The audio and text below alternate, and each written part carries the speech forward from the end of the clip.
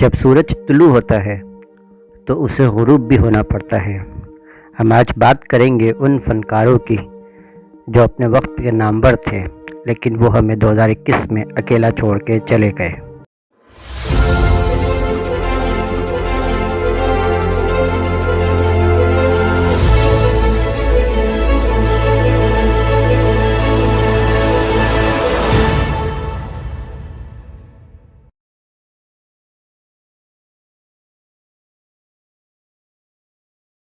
زرخہ جیسی فلم میں بہترین اداکار کرنے والی نیلو بیگم 30 جنوری 2021 کو اس دنیا سے چلی گئیں۔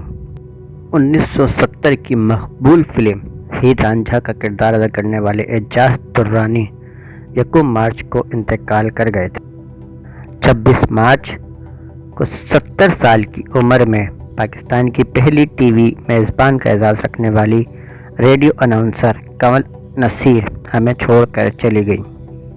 ڈرامہ نگار حسینہ معین 79 برس کی عمر میں 27 مارچ کو اس دنیا سے رخصت ہوئیں۔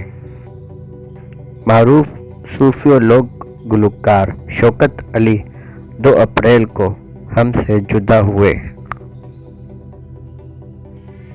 بشریٰ انصاری کی بہن سنبل شاہد 6 مئی کو کورونا کے باعث انتقال کر گئیں۔ ماضی کی مقبول اداکار طلعت صدیقی 82 برس کی عمر میں 9 مئی کو انتقال کر گئیں۔ معروف مزاح نگار فاروق قیصر جنہیں انکل سرگم سے سب جانتے ہیں 15 مئی کو حرکت قلب بند ہونے کی وجہ سے انتقال کر گئے۔ گلوکار سنی بنجامن جان المعروف ایس پی جان 5 جون کو مداحوں کو روتا ہوا چھوڑ کر چلے گئے۔ فرحات ہمایوں 2018 میں برین ٹیومر کا شکار ہوئے اور 8 جون کی صبح انتقال کر گئے۔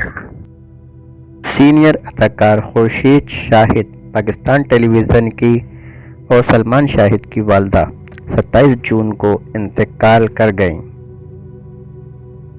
سرائکی اور پنجابی فوک گلوکار اللہ دتا 29 جون کو ہم سے بچھڑ گئے۔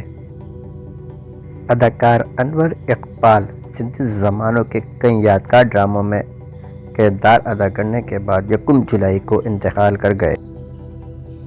ماڈل نایاب ندیم کو ان کے سوتیلے بھائیوں نے غیرت کے نام پر 11 جولائی کو قتل کر دیا تھا۔ لیجنڈری اداکار سلطانہ ظفر تنہائیاں اور انکہی جیسے مقبول کردار کرنے والی 16 جولائی کو انتقال کر گئیں۔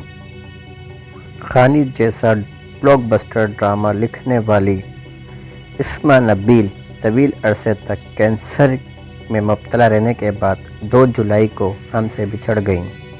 اداکار دردانہ بٹ 12 اگست کو کورونا کے باعث 83 برس کی عمر میں انتقال کر گئیں۔